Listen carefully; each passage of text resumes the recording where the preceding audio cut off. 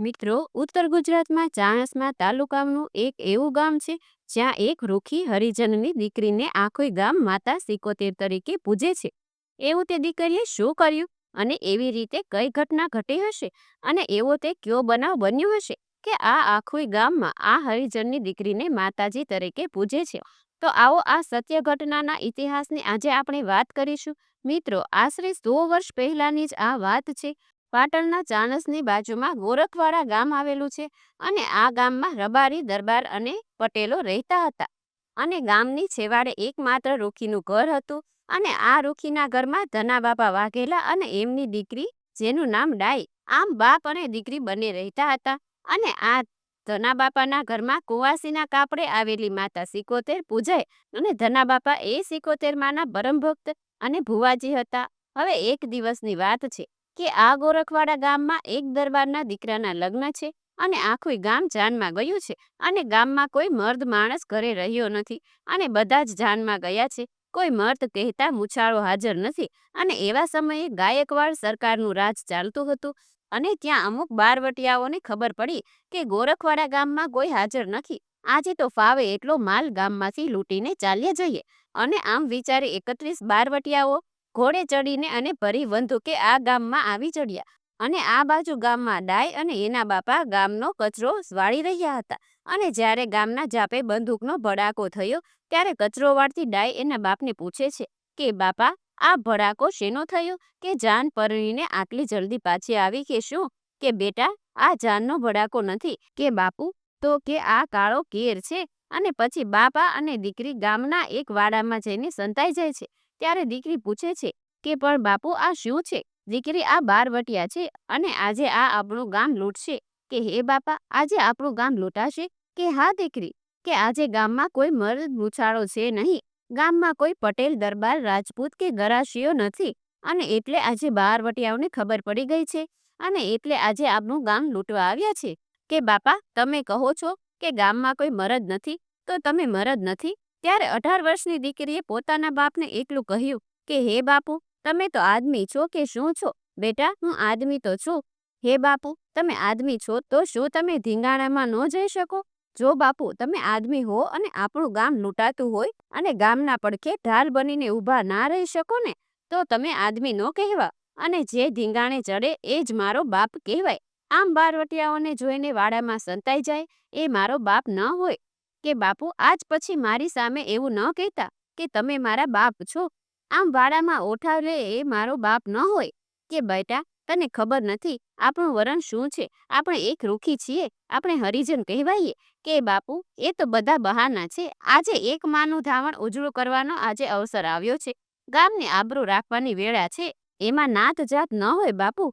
અને ગામને આમ દીકરી પોતાના બાપને બોલતી ગઈ અને એમ 80 વર્ષના બાપના રૂવાડા છમ છમ બેઠા થવા લાગ્યા અને બોલ્યા કે હવે બસ કર બેટા, આજે તો તે સૂતેલા સાવજને જગાડ્યો છે બેટા. હવે હું રૂખીનો દીકરો મટી ગયો છું અને એક હાવજ છું અને આજે મારી સિકોતેરના સોગંદ ખાઈને કહું છું કે આજે ભલે 31 બારવટિયાઓ રહ્યા, જો સામી છાતીએ જો એ બંદૂકની ગોળીઓ મારા છાતીએ ઝીલી ન લો તો હું તારો બાપ આજે ધીંગાણે ઉતર્યો હતો. કે હે બાપ, આજે થઈ જાવ તૈયાર. આજે દરબારનો દીકરો પરણીને આવે ને ત્યાં સુધી ગામની રક્ષા કરવાની છે, નહીંતર કાલે ઉઠીને ગામ વાતો કરશે કે બાપ અને દીકરી ગામમાં હોવા છતાં ગામ લૂંટાણું. કે બાપુ, આજે તો મરદ થઈ જાવ અને જો આપણે બાપ દીકરી 31 જો ભારે ન પડી જઈએ ને તો મારું નામ પણ ડાય નહીં. અને પછી દીકરીએ માતા સિકોતેરનું નામ લીધું અને હાથમાંથી સાવરણો ફેંકી અને બાપ અને દીકરી બંને સિકોતેર માના મઢે આવે છે અને પછી સિકોતેર માના મઢમાં આવી દીકરીએ કપાળમાં કંકુનો ચાંદલો કર્યો અને સિકોતેર માના મઢમાં જે તલવાર પડી હતી એ તલવારને હાથમાં લીધી અને પોતાના જમણા અંગૂઠાથી તલવારનો ઘા કરી અને જેવા લોહીના છાંટા ઉછળ્યા એ પોતાના બાપના કપાળે લોહીનો ચાંદલો કર્યો અને સિકોતેરનું જ નારિયેળ પડ્યું હતું એને ચૂંદડીના છેડે બાંધી દીધું અને પોતાના બાપને કહ્યું કે હે બાપ, આજે તમારે તલવાર નથી પકડવાની પણ આજે તમારે ઢોલ વગાડવાનો છે. કે બાપુ, તમે કોઈક લોકોના માટે ઢોલ વગાડ્યા છે પણ આજે તમે સુરાતનનો ઢોલ વગાડો અને ઢોલ વગાડતા વગાડતા આગળ ચાલો અને તમારી આગળ આગળ તમારી દીકરી આજે ધીંગાણી ઉતરશે. અને બાપુ, જો આજે 31ના માથા શ્રીફળની જેમ નો વધેરી નાખું તો મારું નામ ડાય નહીં અને પછી તો 80 વર્ષના ધનાદાદાએ ઢીબાંગ ઢીબાંગ ઢોલ વગાડવાનું શરૂ કર્યું. ત્યાં તો આખા બ્રહ્માંડમાં એનો નાદ સાંભળવા લાગ્યો. અને 71ને પગે લાગીને દીકરી રણચંડી થઈને બહાર નીકળી.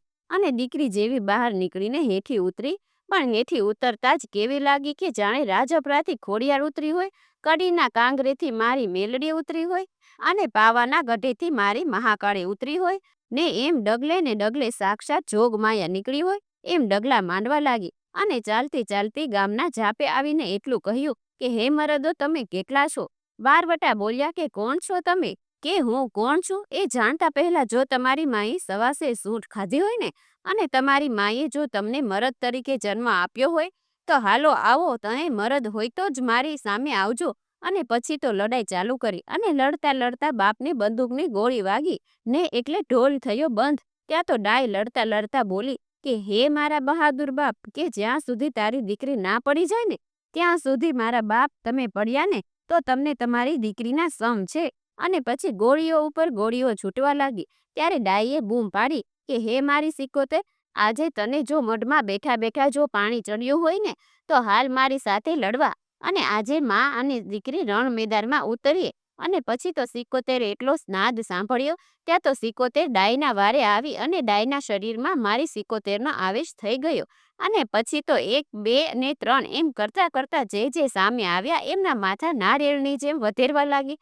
અને આમ કરતા કરતા 31 ના માથા વધેરી નાખ્યા. અને જેવા 31ને વધેર્યા ત્યાં તો દીકરીનું રૂપ બદલાયું. અને દીકરીએ જે 31 વધેલા બારવટીઓના મળદા પડ્યા હતા એના ભેગા જઈને પડી. અને પછી એના બાપને સાદ કર્યો કે હે બાપ, ગાદલા અને ગોદડામાં તો આજ દી સુધી ઊંઘ્યા, પણ આજે દુશ્મનોના મળદાઓની માંથી સુવાની વેળા ફરી કોઈ દિવસ નહીં આવે.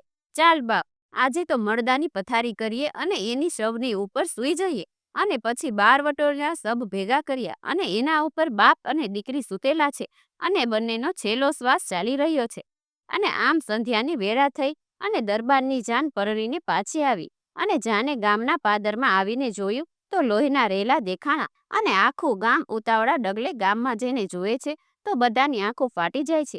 ત્યારે ગામનો મુખી કહે છે કે બેટા, આ બધું શું છે? કે દરબાર તમે દીકરો પરણાવવા ગયા હતા અને ગામમાં બારવટિયાઓ આવી ચડ્યા. અને ગામમાં તો કોઈ હતું નહીં, પણ ગામમાં એક મર્દ માણસ મારો બાપ હતો. અને એ મુખી બાપા, ગામમાં કોઈ ન હતું એટલે બારવટિયાઓને એમ કે ગામ લૂંટી દઈએ. પણ બાપુ, તમારા ગામને એક કાકરી પણ હલવા નથી દીધી.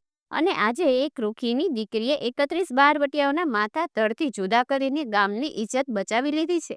અને પછી તો ગામે છેલ્લી વાર ડાય અને એના પિતાને પાણી પાયું. અને આખું એ ગામ કહે છે કે આજથી તું અમારી માં છો, કે તે અમારા ગામની ઇજ્જત અને આબરૂ રાખી છે. આજથી અમે તને ડાય 71 તરીકે પૂજશું અને દર નોરતે નિવેદ ધરાવશું. અને આજે પણ એ ગોરખવાડા ગામમાં એક રૂખીની દીકરી ડાય 71 થઈને પૂજાય છે. અને આજે પણ ગોરખવાડામાં એ ડાય 71 માનું મંદિર આવેલું છે. તો મિત્રો, આ હતો ડાય 71 માનો ઇતિહાસ. મિત્રો, આવા જ અવનવા વિડીયો જોવા માટે આજે જ અમારી ચેનલ મસ્ત ટેકનોને સબસ્ક્રાઇબ કરો. ધન્યવાદ.